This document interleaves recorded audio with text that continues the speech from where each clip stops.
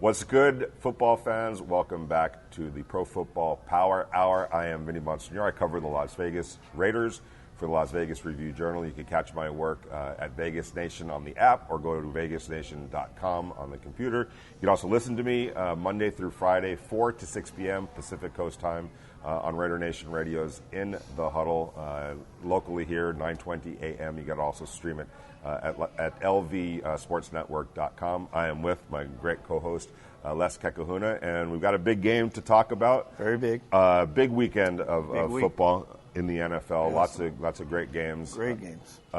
You've got the Raiders, obviously, at home against the Miami Dolphins, Sunday at Allegiant Stadium, 1:05 local time. And Les, coming off two really big wins, emotional wins, beating the Baltimore Ravens, traveling to Pittsburgh on a short week, taking care of business against the Steelers. Now the Raiders turning their attention to a Miami Dolphins team that might not have their starting quarterback. Mm-hmm. They haven't looked exceptionally well in their first 2 weeks. They got their doors blown off on Sunday. So this has all the makings of a game that the Raiders could be overlooking. But I don't get the sense from this group that that's part of the whole equation. No, because you have great coaching and great leaders. When you have good captains on your team and you have a great coach, those kind of things don't happen. You know, and I want to piggyback on that, Les. Going all the way back to, kind of when I started covering the Raiders a couple of years ago, talking to their general manager, Mike Mayock, talking to John Gruden, their head coach, Les, they would stress this to me, and, even Mike Mayock would say, look, you're probably rolling your eyes every time I say character, every time I say culture, getting good guys in the building. And I would tell him, like, literally, Mike, I'm not the one to be rolling my eyes on that. I've seen it firsthand covering the Rams when they transitioned from a really bad team to a really good team by putting a lot of good, obviously it starts with talent. Right. We're not overlooking that. You need the Jimmys and Joes. Yeah, but they need to want to be able to play. Right. They need to be guys that everyone else wants to work with, and I think we're starting to see that effect, Les. Yes, by bringing in guys like Casey Hayward on the back end, and then you have Corey Littleton, who's a Super Bowl, was on the Rams when they made it to the Super Bowl. You bring in Ngakoue, they bring that whole new culture in the locker room, and then the younger players, they were always good. And I think that their attitude is more like, you know what, I'm tired of losing. Yeah. I want to win. And now they're getting a taste of these wins, these big wins. Yeah. They're not, all the NFL games are hard. Yes. But these aren't gimme games that they're winning. They're winning games, honestly, that the whole nation, besides probably them, thought that they could win. Right. They were underdogs every week. They were literally underdogs. Yeah. If so you they're go by winning those games, and that builds your confidence. No doubt about it. Yeah. And I'm glad Les mentioned the young players because guys like Alec Ingold, Foster Moreau, Josh Jacobs, Max Crosby, even Cleve Farrell. It hasn't worked out for him necessarily on the field yet, but he's still great on the team, right? You don't never hear of him being disruptive. No, not at all. Being that he's not playing, he's hurt, whatever it may be, you don't hear anything about him being disruptive. Exactly. So he's a great teammate. And I'll say this, Les. March of 2020, early March of 2020. I went to Wisconsin to hang out with Alec Ingold. He was coming off a rookie season. This is an undrafted free agent in 2019. Makes the team, is one of the better fullbacks in the NFL. And I go back to hang out with him in Wisconsin to do a story on his mindset going into year two, what he was doing to prepare himself and whatnot. And, he shared so many interesting things to me, one of which being that 2019 group, him, Daniel Carlson, A.J. Cole, the punter, Josh Jacobs, Clee, Max Crosby, Trayvon Mullen, Jonathan Abram, all of these guys came in together as rookies. And they bonded like immediately to the point where, and I would see him texting on a group chat, all these guys. And what were they doing? I go, well, what are you guys talking about? Hey, well, you know what? I just finished my workout. What are you doing? Right. Did you get your workout in Holding today? each other accountable. Exactly. Right. And they made it a point. And think about this for a second, Les. You had a bunch of Hunter Renfrow was in that group too. You had kids from Clemson, Alabama with Josh Jacobs, winning program. Right, exactly. Even Alec went to Wisconsin. I think they won 42 games. Yes. Not that they're not Alabama, but they're winning. They were playing in big bowl games. You know, they always was there for the Big Ten championship. And made it to a big bowl game. Winning culture, and it struck with me right there, and that this was that group had a different feel to it. And I want to fast forward now to where I think all of this has started transitioning for the Raiders. I go back to last offseason, okay? Remember there was a vote by the Players Association basically saying, well, we didn't have OTAs last year. We don't think that we need OTAs this year, okay? And with everything that's going on, we'd rather not have to do OTAs, okay? And so even the Raiders took a team vote saying we're going to honor what the Players Association wants to do. We're not going to participate in the on-field version of OTAs. That was the official vote. Immediately after that vote, texting some players, we'll be out there. We'll be out there. Because they knew we need to be out there. Yes. And it was basically 100% participation during OTAs and mini camps of the Raiders, okay, in spite of what the Players Union wanted to do. Second, I live in Henderson, so I live close to the facility. Near the facility.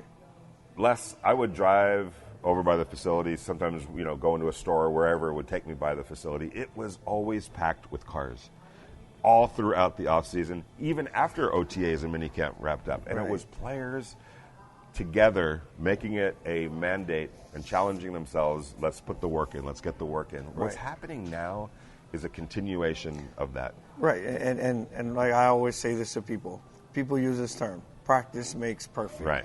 Not all the time. Perfect practice makes perfect. Yeah. Because if we're practicing the wrong thing over and over again, we're just getting great at doing the wrong thing. Right. So now when you bring in a guy like Ngakoue, you got Corey Littleton, and you bring Casey Hayward, you're going to practice perfect. Right. Because they know they've been there, right? Yeah. And now with the additions to those guys, these younger players are preparing like a winning team, And the thing about, when you drive by the facility during their quote-unquote off time, that's not the coaches aren't even allowed to tell them you got to be here. That's on the players policing themselves and holding themselves accountable. Les, I know you've been in football and sports your whole life. How important is it to have your players be able to police themselves? Huge. It's huge. They're the liaison, right, towards the other players. Right. Like when your core leaders and your captains speak the same language as your coaches, it's like anything else, right, Vinny? As you as a reporter, anyone that works for you, you want to be confident. Like, if I'm not here, he's just as good as me. Right. Trust me, guys. If I'm not here, he can take care of it like I am. And that's what those guys are, those captains. They're the voice of the team, And Derek Carr brought this up, too. With some of his young wide receivers, I think he was specifically talking about Brian Edwards. Brian, they would talk to each other in the offseason about going to work out at a local park because the Raiders did that a lot, too. And Derek said, I would say to him, okay, all right, let's meet at 6 a.m. He goes, I'm thinking to myself, I don't even want to be out there at 6 a.m. And I'm half expecting him to say, can we make it at 8 a.m. just to see where he, and he would say, okay, I'll be there. And he'd be there at 6 a.m. And I'm like, oh, dang.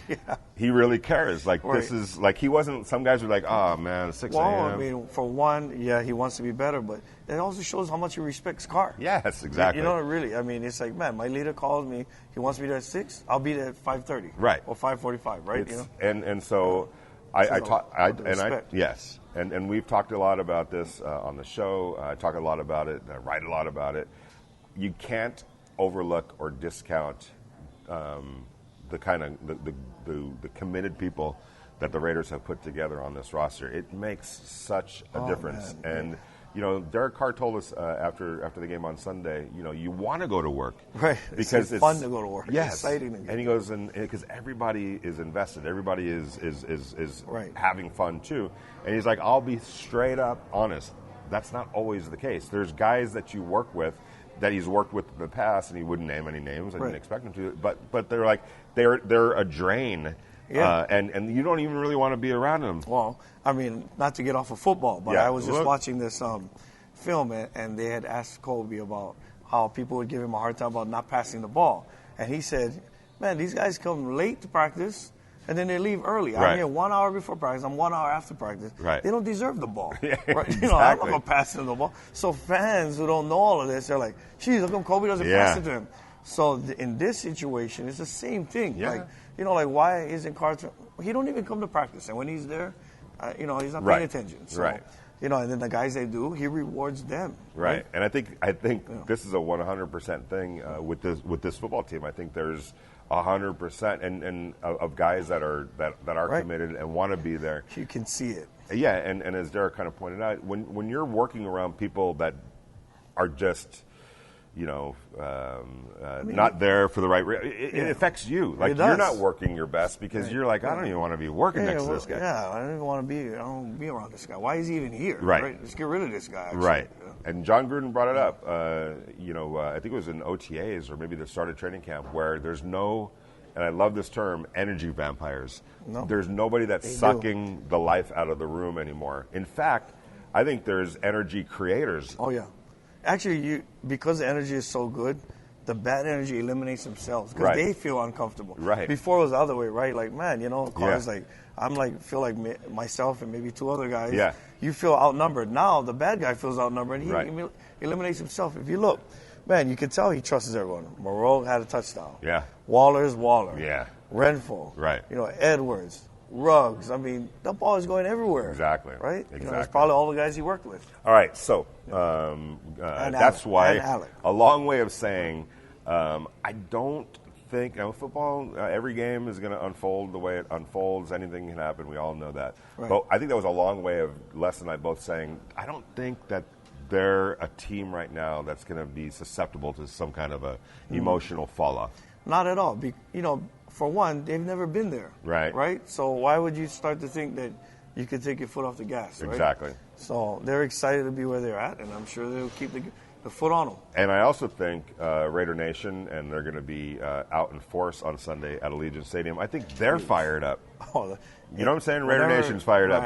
Oh, man. You think the last home game was big. Right. I think this one will be even bigger. Right. Whenever you're winning two big games like that, then you come back home, the home crowd welcomes you back. And keep in mind, last year when the Raiders would come home, maybe even after a big win, it would be to an empty stadium. Absolutely. And they would have to generate their own excitement and their own positivity and their own momentum on the sideline. That's hard to do, and that's why they won. They lost. I think they were 2-6. I think at home last year. So I think the combination of the Raiders just wanted to continually push forward. Their fans are excited, exactly. Because last year I was there with the fans, and whenever it was a tough situation, everyone in the room were like, "Oh, we're gonna lose." Yeah, we just kind of expect that. Right. Well, I hope we win, but we're probably going to lose. Right. And now it's different. It's the whole opposite way. It's called the other shoe's going to fall syndrome. We're probably going to win now. I hope we don't lose. Yeah, and that seems to be that seems to be what I'm getting from the fans, but it also seems to be what I'm getting from the team itself. Like they have confidence. You can see it. Yeah. Yeah, you can see it. Exactly. So the play calling, you can see they believe in each other. Like, let's run it. You right. know? Because we're going to make this play. Those guys are not stopping us. Right, exactly. And that's a big part of this, your mindset and the confidence that you have in yourself. All right, so the Miami Dolphins come in.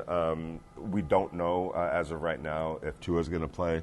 Brissett is still a tough quarterback to deal with as well. Yes. He's a veteran. Yeah. Right?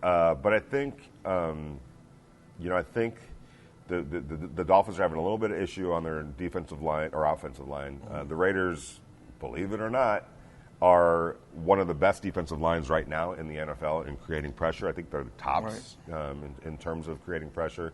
That might not be a great recipe for the Dolphins, whoever is lining up at quarterback. They're one of the top defensive fronts in sacks. Mm-hmm.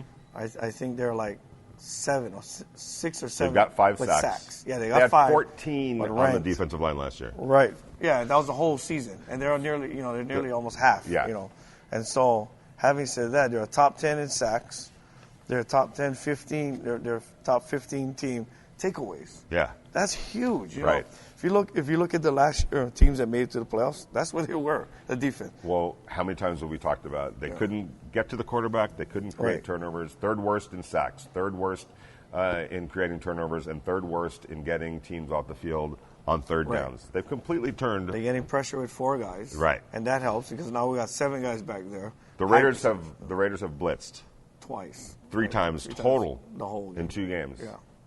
And that says a lot. Yeah. They went against the former MVP, right, Lamar Jackson, and then they went against Big Ben, right.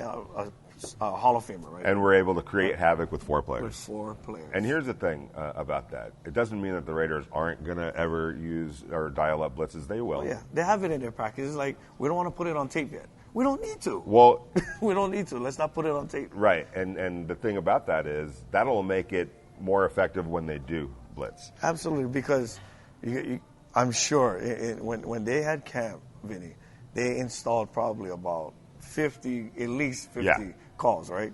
And they're like, well, hold on, we're getting away with this. Yeah. Why show everything now? Because the more they put it on tape, the more the opponent can study it, and then they can plan against it. You don't see it on tape, you don't know when I find it, let it go, you're not going to be able to coach it up. You're going to have to make adjustments in the game, and it's hard to do. Yeah, exactly. I do think, the Raiders have had trouble running the ball. It's obvious. I think, we'll see where Alex Leatherwood is. He has a little bit of a back strain. Knocked him out of the game on Sunday. Don't know if Richie Incognito is going to be back. That would help a lot. That would help a lot. But I also think, watching the game in Pittsburgh where I was on Sunday and how loud it was, sometimes that hurts your run game too, because you can't hear. You're trying not to jump off sides, so you're playing slightly tentative. Right. And what is you can't like fire out, right? Because you're like waiting for the ball to move, rather than you can hear it and you can just fire off the ball. And what is run game blocking all about? But downhill, firing off the ball. Out and downhill. So I think being home and the crowd, obviously working with the offense rather than against it is going to help. I'm not sure about Josh Jacobs. Doesn't look like he's going to. He should be out another game. Probably, yeah. So they're going to have to manufacture. They have to manufacture a little bit of a run game. I think it's easier to do that at home. So we'll see. But as of right now, anyway, it sure doesn't matter because Derek Carr and his weapons are playing so good right now. And like you said, those short passes, those little 3-5 yard passes, they kind of make up for the run game. Yeah. Right?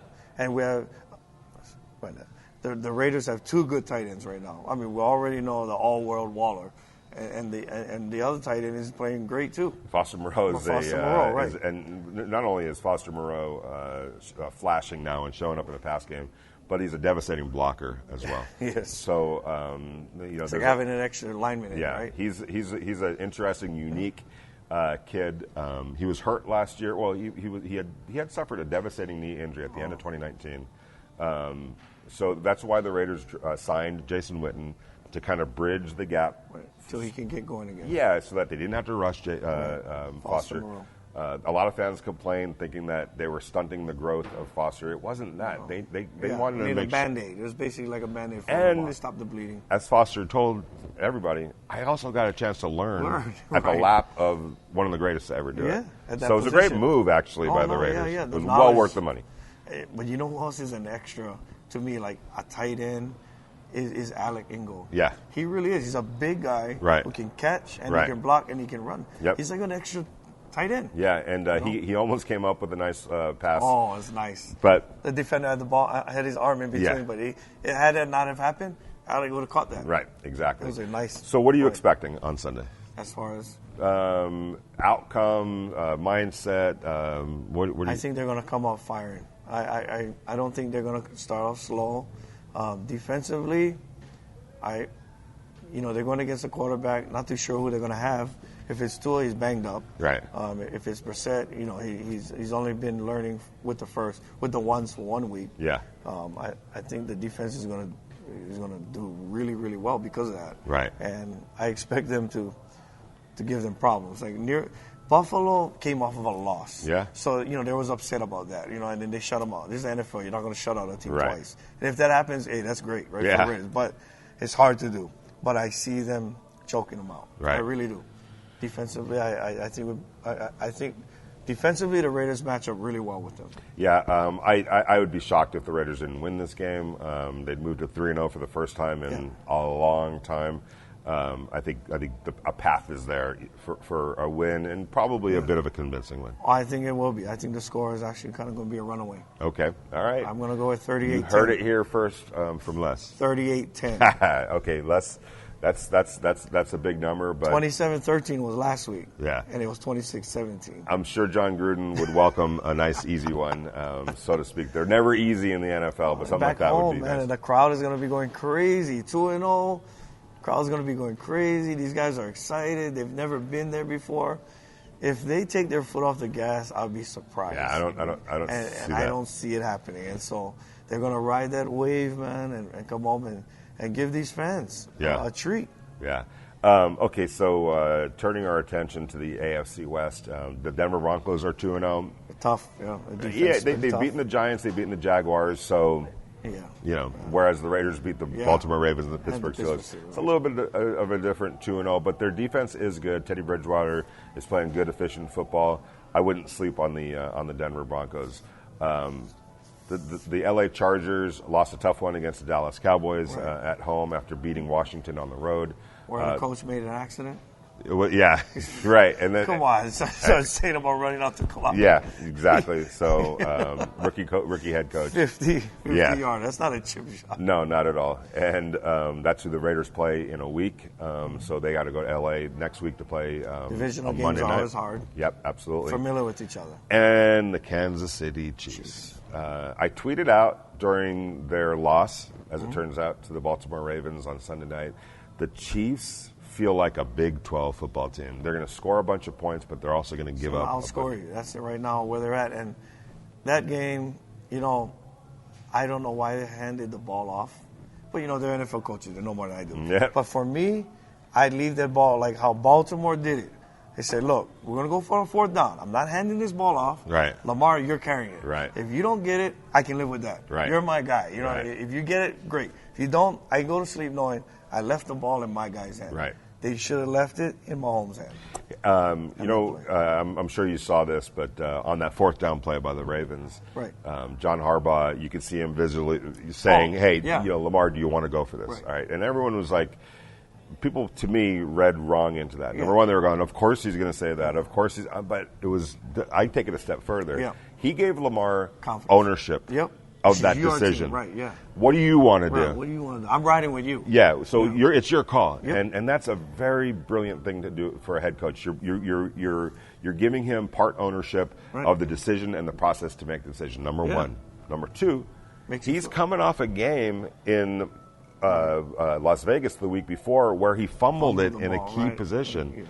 And obviously that's sticking with him, and that's John Harbaugh saying, we're talking about now, not over there. Right. Forget about it. I want you to tell me what you want to do. That, to me, is great coaching. Oh, it was. And that is that kind of thing that's going to maybe push them throughout the year. Right. Because, like you said, now Lamar's like, I know my coach got my back. He trusts me. Right. With everything on the line. I'm the guy he trusts. Like John Harbaugh a lot. I knew that wasn't joking. Right. And I was watching that game, people was like, you could see, even Andy Reid was saying, earmuffs. Right. Like they're going to try and draw you off. I was like, no, you better They're not. going for it. You better fire out because they're going for it. Yeah. So big win for the Baltimore Ravens, but I think it exposed. And I'm going back. They couldn't stop the run all night. And they couldn't the week before against the Cleveland Browns. They're giving up 30 points a game. Yeah. That's not going to get it done. So you're going to get caught. It's a little bit of a crack in the window. It's a kink in the armor. Yes, exactly. Yeah. And so, just something to keep an eye on if you're a Raider fan and if you're the Raiders, or if you're just generally the rest of the AFC West. There's some issues that the Kansas City Chiefs are dealing with. Absolutely. And I don't care how good your offense is. No. If you can't stop anybody, you're the Oklahoma Sooners going against Alabama and getting, eventually that's going to get caught up to them on Monday. It will catch up with you, man. Should be Sunday. You cannot give up those kind of points and think you're going to win, especially the big games. You're not. Right. So you are. Here's the game that I have my eye on for Sunday, in addition, obviously, to the Raiders. I'm not going to be able to watch it because I'll be over at Allegiant covering that game. But the 49ers hosting the Green Bay Packers. It's always a rivalry, right? Aaron going home to the Bay Area. Yeah, Rodgers from there. He's always upset that they didn't take him. Right. Yeah, because exactly. they drafted. What's his name from Utah? They took Alex Smith. Alex Smith. They took him before. They right. took Aaron. Aaron always goes in there with that attitude, like he wants to make them pay, but he hasn't made them pay. That's the thing. Have you seen the history of him going in there and playing? Right. He's lost. Certainly, and 2 years ago in the NFC Championship game, they handed him his hat. Right. I thought Aaron got back on track on Monday night against the Detroit Lions. I didn't like the body language. I didn't like the demeanor whatsoever the week before against the Saints. It almost felt like he quit in that game, but it's Aaron Rodgers. I'm going to give him a little bit of a pass. He can turn it off and on when he wants. Right. Who do you like in that game? I like the 49ers. Okay. It's a short week. They're at home. Short week for Green Bay. San Francisco's at home. They just had a pretty good win. And they're a good team. They're still a good team. We'll see. The other game that we have our eye on, and Les is going to be there actually, the Rams against the Tampa Bay Buccaneers at SoFi Stadium. Those two teams, if they weren't in the NFC, you could very well see the two of them playing in the Super Bowl. Yeah. The two of them. They're probably right now, this is only 2 weeks into the season. Yeah. But right now, they're probably the two best teams. Complete teams. Mm-hmm. Defensive, special teams, and offense. That's going to be an exciting game. Watching Aaron Donald go against Tom Brady. I know it's not the two of them against, but Aaron Donald, see how he can get pressure on Tom Brady. But I watched that Tampa Bay game. They can run. They have weapons all over the place. Their defense is just athletic, experienced, and with a great coach. I'm going to say this. He's leaning towards the Tampa Bay Buccaneers. I'm going to give him a little bit of pushback, but I'm not quite sure how it's going to play out. Right, you never know. Fair to say. Right. However, this is the game. These are the kind of games that the Rams went out and got Matthew Stafford for. Absolutely, yeah. This is actually the game. Yes, exactly. They know they cannot beat Tampa Bay without a good quarterback. Right. And they feel that they have enough pieces around to beat them. It's just that quarterback position. And this game right here could very well be the deciding factor on who has home field advantage. No doubt about it. Because whoever wins this game, I could see them winning out. Yep. And they say, you know what, we're going to win out. Like maybe lose one more game, beat the tiebreaker because they won the head-to-head. So interested to see how Stafford handles that. That's a Sunday night game? No, 1 p.m. Man. I know. I'm surprised they didn't flex it. But it's too early in the season to do that. Right. By rule. But they should have known. Right? Yeah. Leading up to the season. I know. Who is the Sunday night game? We'll have to check that. Okay. My surprise of the NFL so far, and I got to give a tip of the cap to everyone that's been involved in that, the Carolina Panthers. And, wow. All right. And I'm going to say this right now. Matt Rule, their head coach, I think. Did a great job. Wherever he's gone, he's gotten it done. Yeah. All right. Yeah. And Sam Darnold, I watched Sam Darnold at USC when I was in Los Angeles, covered Sam Darnold at USC when he was in Los Angeles.